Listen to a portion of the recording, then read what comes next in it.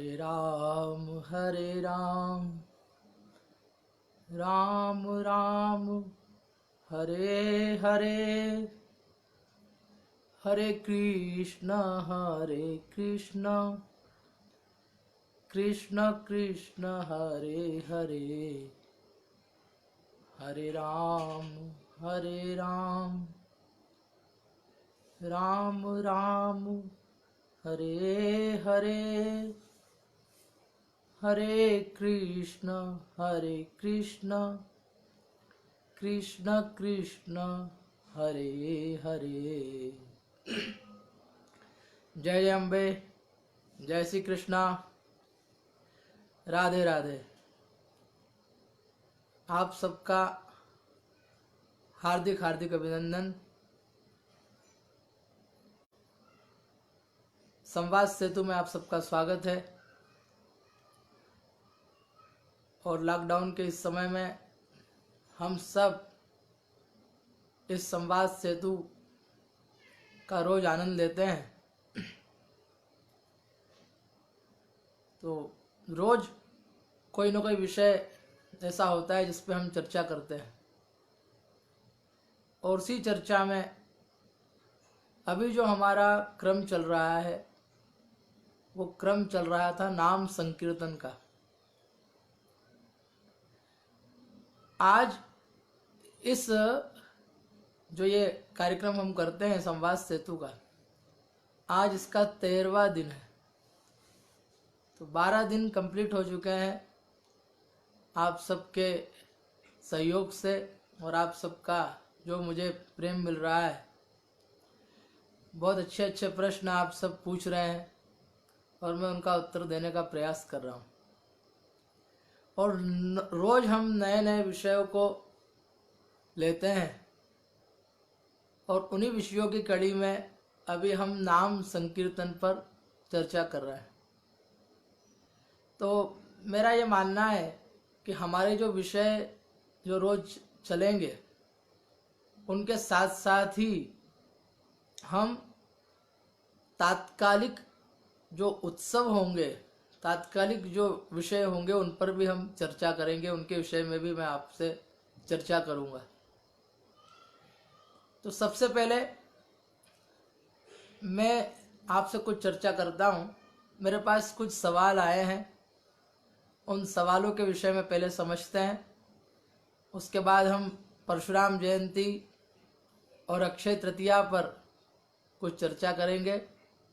और उसके बाद फिर हमारा जो रोज का हमारा जो अभी क्रम चल रहा है नाम संकीर्तन का, उस पर कुछ प्रकाश डालेंगे। तो आइए, कुछ प्रश्न जो मेरे पास आए हैं।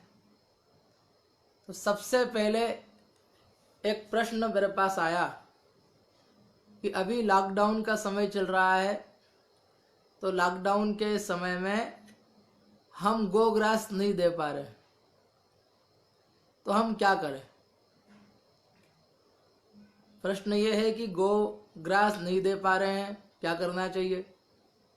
तो मैं निवेदन करूंगा कि हमारे इंदौर में तो वैसे भी अब हर जगह गौ माता उपलब्ध नहीं होती है।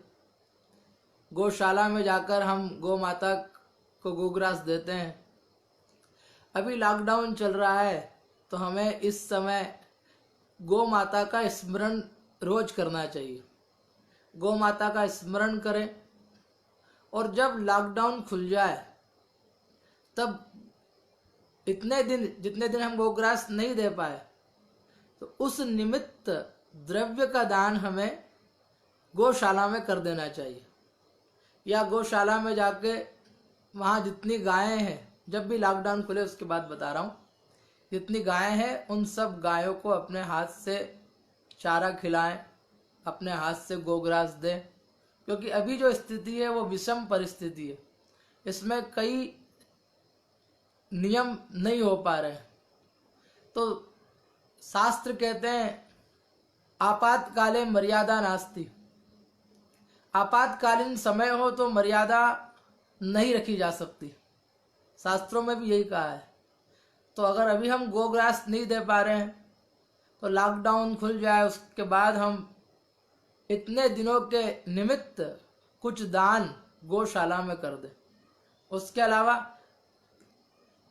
हम लोग किसी न किसी गौशाला जो हमारे घर के समीप हो, ऐसी गौशाला के में प्रत्येक महीने कुछ न कुछ द्रव्य दान करें, जिससे हमारा गोग्रास देने का जो संकल्प है ये भी पूरा हो जाए। यह मैं उनके लिए बता रहा हूँ जो लोग प्रतिदिन गोग्रास नहीं दे पाते, तो मैं गौ सेवा के लिए उन्हें प्रेरित कर रहा हूँ। दूसरा प्रश्न आया था माला जपने से संबंधित, कि हम माला जपते हैं तो क्या जो हमने माला पहन रखी है उसी माला से हम माला का जप कर सकते हैं? क्या हमें माला जो हम एक व्यक्ति जो माला जप रहा है, जिस माला से मंत्र जप रहा है, क्या उसी माला से कोई दूसरा भी माला को उस किसी मंत्र को जप सकता है? तो मैं आपसे निवेदन करना चाहूँगा कि पहनने की माला अलग होती है और जिससे हम माला करते हैं वो माला अलग होती है, और उस माला को गोमुखी में रख के फिर गोमुखी में ही उसे जपा जाता है। माला का बड़ा महत्व होता है। जैसे हमारा आसन सिद्ध होता है, जैसे हमारी पुस्तक सिद्ध होती है, वैसे ही हमारी माला भी सिद्ध होती जाती है। तो जो हम माला धारण करते हैं उस माला से माला नहीं करना चाहिए। माला जो जिससे हमें भगवान का स्मरण करना है वो माला अलग होनी चाहिए, और वो माला भी सबको नहीं देना चाहिए। अपनी माला अपने पास ही होना चाहिए। जैसे ऐसा कहा जाता है कि अपनी लेखनी भी किसी को नहीं देना चाहिए, उसी तरह अपनी पुस्तक किसी को नहीं देना चाहिए, और अपनी माला जो माला से हम भगवान का नाम जपते हैं वो माला भी किसी अन्य को नहीं देना चाहिए। हमारी की हुई माला हमारे पास ही होना चाहिए, और पहनने की माला अलग होनी चाहिए।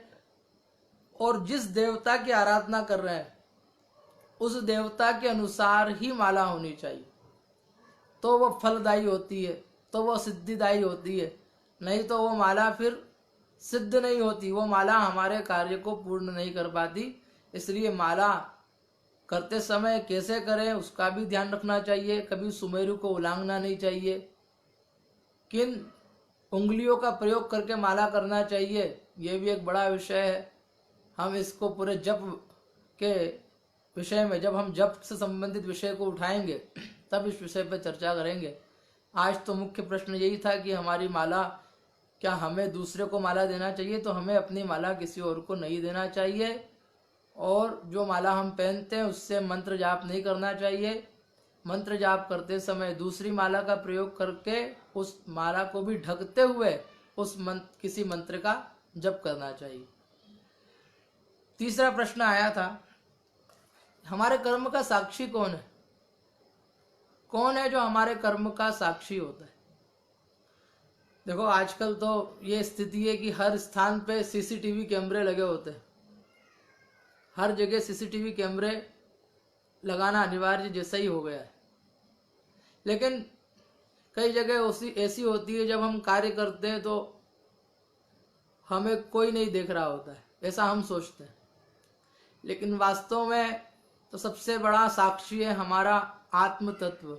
हमारी आत्मा हमें देख रही। फिर शास्त्रों में कुछ और सैनिक बताए हैं चित्रगुप्त के, जो हमें देखते रहते हैं। तिथि, वार, नक्षत्र, योग, करण, ये पंच महाभूत, भगवान सूर्य, संध्या काल इत्यादि जो काल है, ये सब हमें देखते रहते हैं और हमारी सारी बातों को संग्रहित करके हमारे चित्त में ही छुपे हुए चित्रगुप्त को बताते रहते हैं। तो हमारे कर्म के बहुत सारे साक्षी होते हैं। हमारे ऊपर बहुत सारे सीसीटीवी कैमरे लगे हैं। इसलिए कभी ये ना सोचे कि हम कोई भी काम कर रहे हैं तो हमें कोई नहीं देख रहा है। सबसे पहले तो वो भगवत तत्व जो आत्म तत्व के रूप में जिसे हम आत्मा कहे, जिसे हम प्राण कहे, वो हमें देख रहा है। हम सबसे छुप सकते हैं पर अपने आप से कहीं कहाँ छुपेंगे। इसलिए हमारे प्रत्येक कर्म का कोई एक नहीं, बहुत सारे साक्षी होते हैं। एक प्रश्न आया कि कौन सा महामंत्र का जाप करें जिससे भगवान की प्राप्ति हो जाए। कौन से महामंत्र का जाप करना चाहिए, किस महामंत्र से भगवान मिल जाते हैं। भगवान तो कोई से भी मंत्र से मिल सकते हैं, लेकिन भगवान को मिलने के लिए सबसे मुख्य आवश्यकता है गुरु की। गुरु ही हमें भगवान के पास तक ले जाने के सेतु का कार्य करते हैं। इसीलिए गुरु ने जो मंत्र दिया है, जिसे हम गुरु मंत्र कहते हैं, उस गुरु मंत्र का जाप करने से ही हमें भगवत तत्व की प्राप्ति होती है। क्योंकि जो निगुरा होते हैं, जिनका कोई गुरु नहीं होता, भगवान भी उनके पास नहीं आते। गुरु हमारे छत्र होते हैं, गुरु हमारे मार्गदर्शक होते हैं, पथ प्रदर्शक होते हैं, और हमारे अंधकार को नष्ट करने वाले होते हैं। तो गुरु ने जो हमें मंत्र दिया है वही महामंत्र है। उस मंत्र को जाप करने से, और उसके लिए भी सबसे ज़्यादा जरूरत है गुरु में निष्ठा होना, गुरु में दृढ़ विश्वास होना। जब हमारी दृढ़ विश्वास सदगुरु में होगा तभी हमें भगवत तत्व की प्राप्ति हो सकती है। एक छोटी सी कथा सुनाता हूं। एक गुरु थे जो अपने पाखंड को बताया करते थे कि मैं पानी बदल देता हूं। अब इस तरह से उन्होंने कह रखा था। अब उनकी उस बात को सुन के उनका, गुरुजी आप पानी पे चलते हैं? बोले हाँ। ठीक है। गुरु की बात पर विश्वास करके वो शिष्य भी, गुरु में दृढ़ विश्वास था और गुरु पर दृढ़ विश्वास इसलिए वह भी गुरु जी का स्मरण करते हुए पानी पे चलने लगा। और जब वो पानी पर चलने लगा तो उसके विश्वास के कारण, उसकी दृढ़ निष्ठा के कारण वो पानी में डूबा नहीं और पानी चल के उसने अपने गुरुजी कि गुरुजी चलो, मैं पानी पे चल सकता हूँ। गुरुजी ने कहा, अरे पानी पर चलने की बात तो मैं ऐसे ही कहता था, मैं स्वयं नहीं चल सकता। शिष्य ने कहा, नहीं गुरुजी, आपकी कृपा से मैं चल लेता हूँ। जब गुरुजी ने देखा कि शिष्य